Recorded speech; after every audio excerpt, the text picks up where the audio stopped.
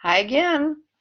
I don't know how fast you guys are zipping through these videos, but I am on a tear right now, so I decided to just keep going and get them all done. As you can tell by my striped shirt that you catch a glimpse of here and there.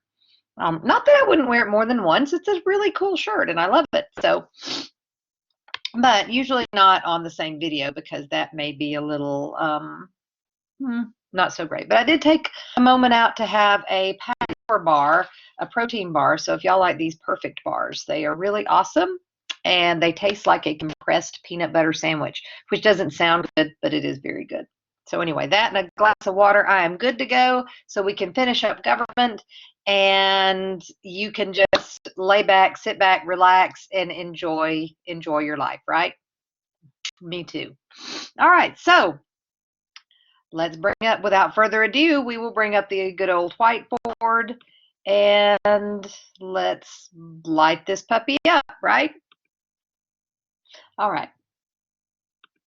So we said there are three types of government spending. I gave them Roman numerals, which didn't work out so well on here, but we're going to but that's no reason to stop, right? Just because it didn't go right the first time. All right, so the second one is externalities. And we talked some about that at the beginning of the semester. So if you want to go back and find your notes for those, and it's just third-party benefits and costs. Somebody does something in the legal world, they may either call that collateral damage or they call it the law of unintended consequences. And those can be positive or negative. But here in economics, we call them externalities. So first, let's talk a little bit about some resources, because a lot of these have to do with our resources. Now, resources, and these are our natural resources that we're talking about right now. So our natural resources, we have exhaustible resources. And these are things for which we have a fixed supply, like coal and oil. Those are our exhaustible, so we can exhaust those. We can get rid of them. We have renewable resources, and these are the ones that they regenerate themselves. And these are things like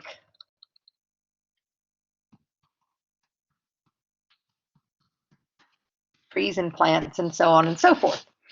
All right, so a lot of externalities, a lot of the spending having to do with externalities comes from resources. So that's where a lot of the spending revolves around. So we have exhaustible or renewable.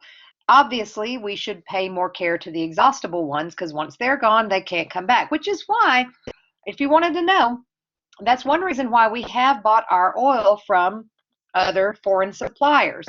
They're exhausting their resources, and so we're kind of preserving ours. Then we reach the point where we have to start looking at ours, but that is one reason why we started out buying the majority from other sources. All right, so for harvesting resources,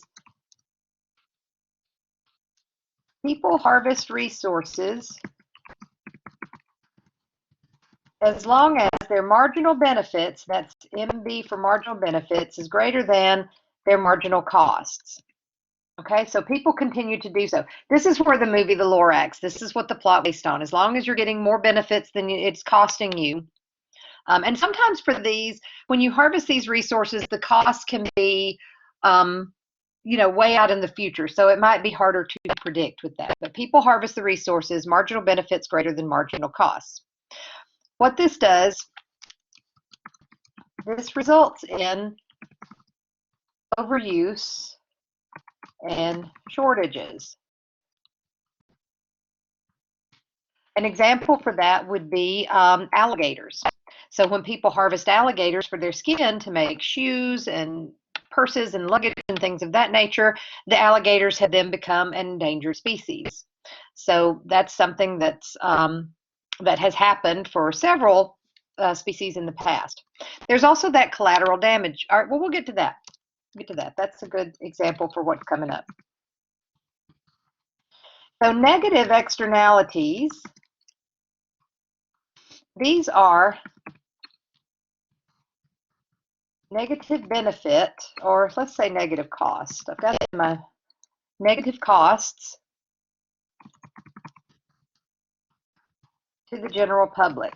And then the example there is pollution, endangered species,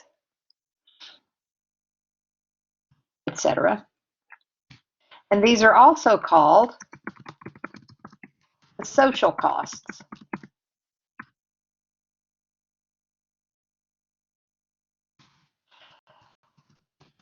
To prevent this, governments require, impose restrictions,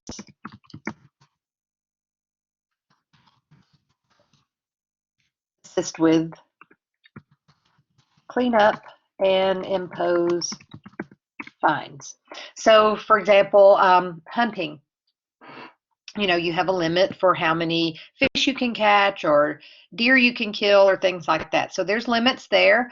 Assist with cleanup, like with the BP oil spill. When that spilled, the refinery had some problems, and then the oil spilled in the Gulf, and so the government came in and helped with the cleanup. Then they go back to BP later and say, oh, we did this, but you've got to pay us back for it, so on like that. So these are negative externalities.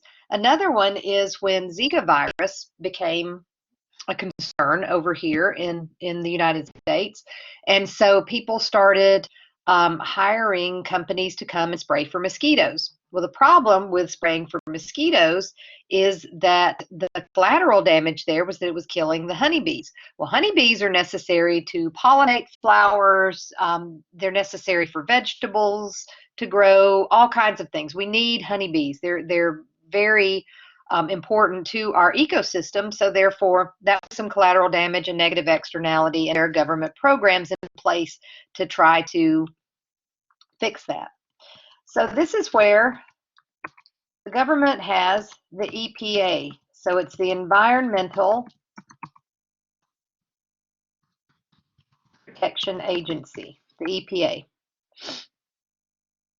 And so what the EPA does, this makes sure that companies are compliant with its regulations.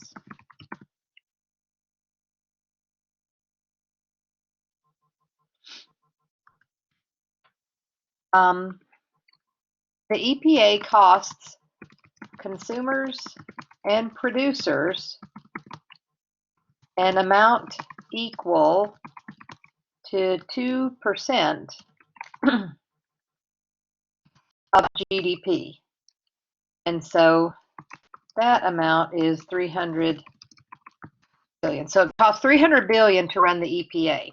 The EPA, to me, I think, yeah, we should be concerned about such things. We should be concerned about the honeybees. We should be concerned about endangered species. And we certainly shouldn't run around helter-skelter just having these negative impact in our wake. We certainly should be more concerned about things and you know, try to consider the greater good. However, the EPA, like most government agencies, like we've talked about with labor unions and things like that, it might have started as something that with a noble pursuit, but has gotten to be this big behemoth of, I don't know if I'd say corruption, if I want to go that far, but it's become this big behemoth that's no longer serving its purpose, its original purpose. So there might be some revamping there. And certainly 300 billion, I would want to revisit that number because it sounds like there's some padding in the budget somewhere with that. Okay, so that's your negative externalities. Let's talk next about positive externalities. And these are positive benefits to the general public. So examples for those are vaccinations, rabies shots, and it's funny to include this in the same thing, but go with me here, you'll like this. Education. So the government provides some education to folks, and that certainly benefits the entire public. So even if you don't take advantage of public education, let's say you go to a private school or something along those lines. Actually, you are taking advantage because you're here taking this class. But let's say you were someone who went to a private school, and so you're saying, well, I didn't have any benefit from the government providing education. Well, a well-educated population benefits society as a whole. I don't think very few people will argue with that. So I started to say something, but it might be ugly, so I won't say it. But anyway, a well-educated populace does benefit the economy and the population as a whole, the public, the general public. So that that we definitely, what nobody can deny, like the Jolly Good. Okay, so the theory promoting government spending in this area. Now, should it be privatized? That's a different story. Right now, it is a government benefit. Whether it should continue or not, that's a debate for another time. So the theory promoting government spending in this area is that society as a whole is better off when the amount consumed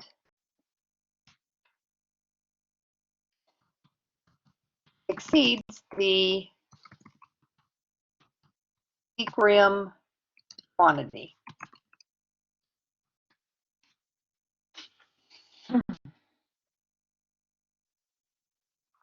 Okay, so in that case, you would have marginal benefits greater than marginal costs.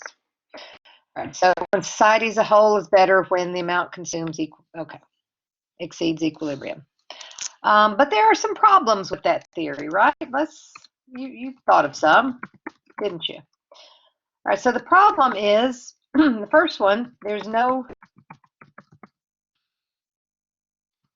real benefit due to higher taxes. So you're not getting any benefit because it's not free. It's not really free. And I get that I get wanting free education. I really, really, truly do. But you're not getting free education. You're paying for it with your taxes, or rather, somebody's paying for it with their taxes. So it's not really free. So you're not getting any benefit. You're paying. And if you are someone who does not pay taxes, but you're taking advantage, if you're a free rider, well, again, like we said, it's the loss of dignity. You're receiving benefit for something you didn't pay for, and there's a lot of social costs that come with that too. And even if you don't recognize them at first, you will recognize them later. And then higher taxes equals lower GDP. We're not going to keep talking about that because we've talked about that for so much already. So consumption goes down, investment goes down, GDP goes down. So higher taxes, that's not going to benefit, not only is that not going to benefit you, but it's not going to benefit the economy. So even if you are a free rider, so you say, well, it doesn't affect my taxes, I don't pay any, I'm just getting the free benefits. Well, you're also paying that cost of a lower GDP. You're also paying that cost of inhibited economic growth. All right. And even though we can say, well, our GDP is the highest in the world, how much higher do we want to get? Well, look at the population and how it's growing. Those folks, we're going to have jobs, more jobs in the future, more research and development. These folks go into school, they're going to want a place to work when they get out of school. So there's a lot of that. There's a lot of social cost to that, even if you don't see it at first. All right. The government operates inefficiently, which means there is lower quality and consumer satisfaction. Now, as someone who is an educator in the public system of education, there's a lot we could do if it were more efficient. There's a lot we do. I don't know what else to say about that, but it's true. There's a lot more. If things were operated more efficiently, then we could provide. There's a lot of other educational opportunities we could provide. You might be more satisfied with your education. We might be able to hire more faculty or provide more opportunities there for you, more class opportunities, things like that. You have a lot of really great quality professors. Boy, that sounds self-serving, doesn't it? But it's the truth. There are a lot of good people here. Let's take me out of the equation and look, there are a lot of good professors here, and you have those at your to benefit you, but yet there, even with those, there's still so much more they can do. I see some of the things they're turned down for that they want. So anyway, you know, any government run operation, and this isn't even against the administration involved here. They're doing the best they can with what they have to work with. That's just the government situation right here. That's just anything run by government is going to have that inefficiency, lower quality, and lower consumer satisfaction. All right. Fortunately for you, I have seen some private schools and the way they operate, they're not doing much better. So you're still in the best place where you should be. All right. Could it all be better? Sure. But all right, that's enough of that. I need to go before I dig myself in a huge hole, don't I? All right, you also have a large influence of special interests. You have a large influence of special interest groups that are running the show, and they're out to benefit their group, not the public at large. And then there are several long-run costs, such as student loan debt. And then the student loan debt leads to less future consumption, which means lower GDP. Oh, all right. So less future consumption and lower GDP. Those are the long run costs that everybody's going to have to pay. All right. That's just not something that, I mean, that's something everybody's going to have to pay. All right. So let's talk about transfer payments.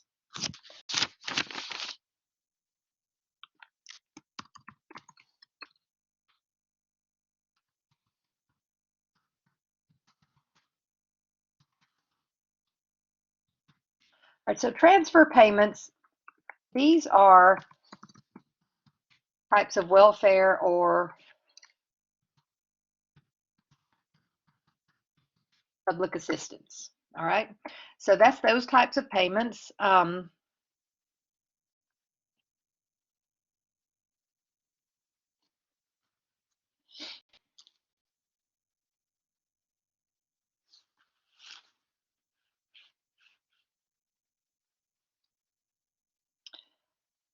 All right, so these all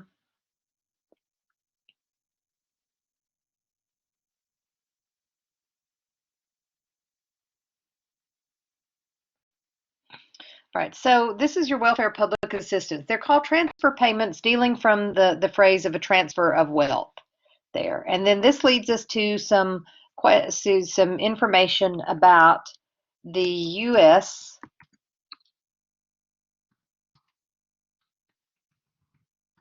official poverty level. All right, so we hear a lot about the poverty level. This is measured. This is simply the government benchmark based on food costs. All right, so they're looking at what does food cost. Now, the reason why they pick food is because, of course, everyone needs it.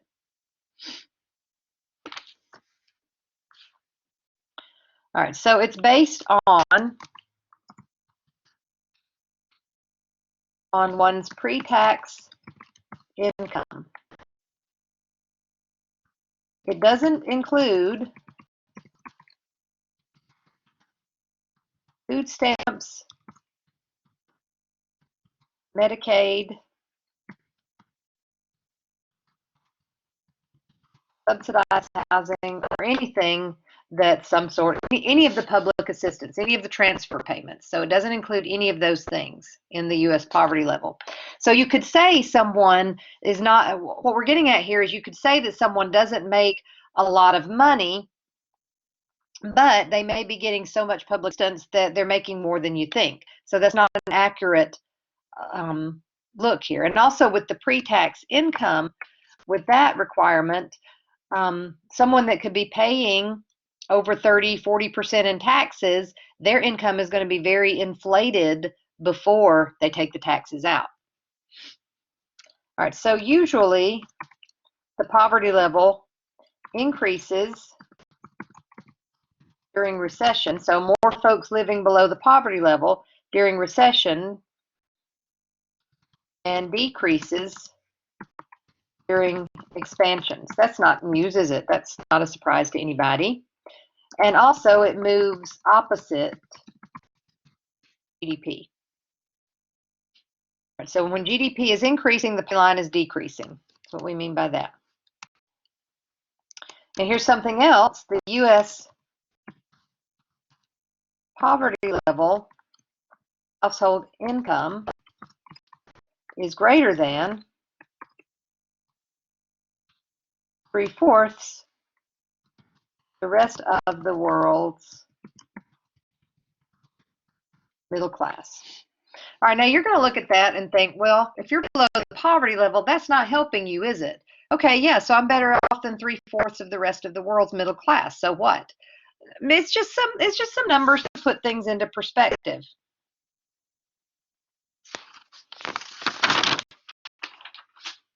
Just some numbers there to put things into perspective, to see that we do have it better off here in the United States rather than other countries. And certainly that could spark a discussion in when we consider what a problem our poverty level is. Certainly that could at least spark some discussions there. All right, now what is the best way to fight poverty? Well, there's one answer. One simple answer is to have a healthy economy. Now, here's the irony of that. The irony is that government programs hurt the economy. And we've just been talking about that, haven't we? We've been talking about how these government programs hurt the economy. We're talking about how they're inefficient, there's not benefits, it causes GDP to decrease. So these government programs are hurting the economy, but a healthy economy is what we need to fight poverty. This is why we get stuck in that cycle. This is why we get stuck in a cycle of poverty, and why we can't seem to, that's why we can't seem to program our way out of it. We can't seem to get enough programs going. That's why Lyndon Johnson's Great Society, he was going to legislate our way out of poverty. That did not work because the government programs, as you have just been learning, they hurt the economy. They don't help it. And then the average Americans don't understand how it works. Since the average Americans don't understand how it works, now you guys are no longer average Americans. Look at this. You understand how it works. But since they don't, then they don't understand, and the political influence ends up dominating. So that's really a problem. Now, when people talk about defense spending, well, we spend too much on defense. Some numbers for you. Not numbers, but just income redistribution spending.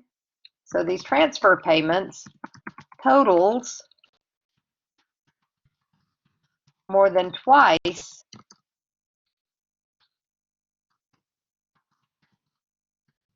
defense spending.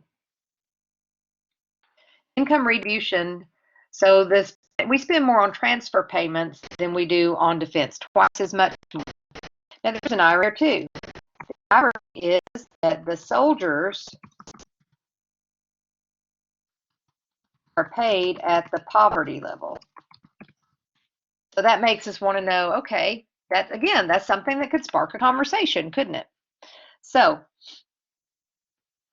let's take a minute and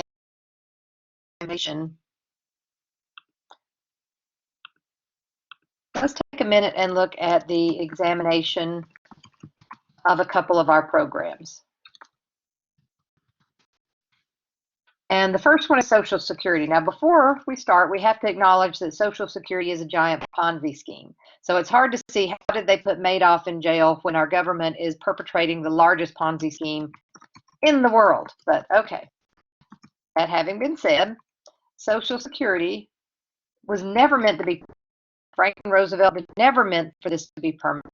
This was supposed to be temporary and supposed to be forced retirement savings.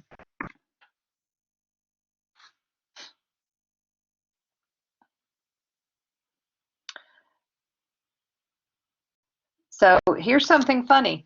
The interest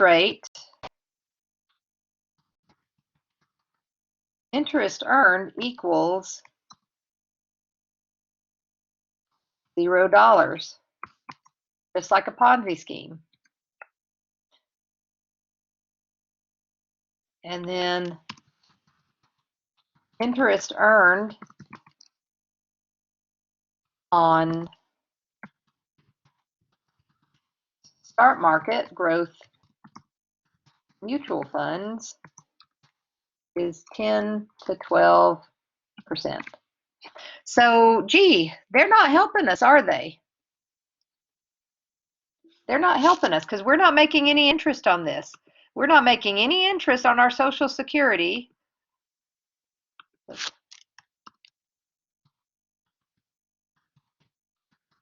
So they're forcing us to save for retirement. We're getting no interest or making no money off of it, whereas we can earn interest on stock market growth of 10 to 12%. That's something smells rotten in Denmark, right? And then also most beneficiaries receive more than they pay in because of cost of living adjustments.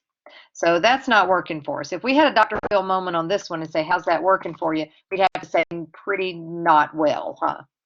Okay, and then let's look at income assistance, which is our welfare. All right, so again, this is supposed to be temporary. It's supposed to be a temporary help just to help people get through a rough patch. And that's appropriate. That's fine. I don't think taxpayers have a problem with that. But instead, what the statistics have shown is that it contributes to the decline of families. It also lowers work incentive. And finally, it perpetuates a cycle becoming the family business. So, you get on there. I've heard people say that they can't get off of welfare simply because if they can't get married, because if they get married, then it loses benefits, or they can't get off welfare because they have to be working. Personally, I went to a conference and heard some things on Brazil and their system. You get the welfare if you're working. Our system is completely backwards. You have to give up your welfare if you're working.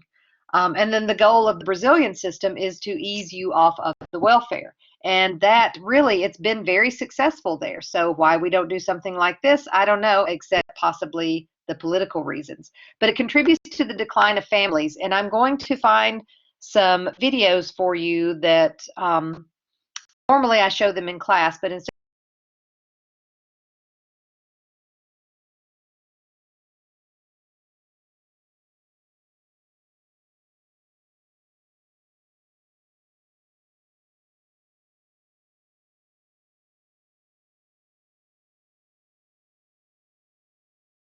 the situation is still the same today, unfortunately.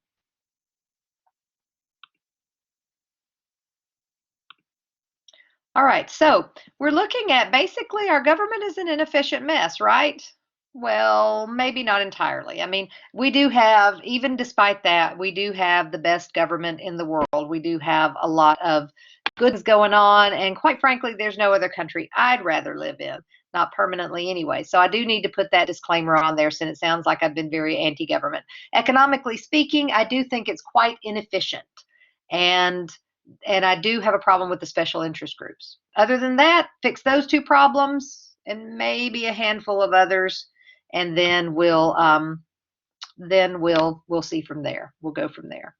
All right. Meanwhile, I hope, let's see. So that will finish us up with government, ka-chow, and our next session will be on international, and that is very fun. So I hope you enjoy it. I will be wearing different clothes for that one because I'm about to call it a night. And otherwise, I hope that you too have a great afternoon, evening, and good night. See you next time.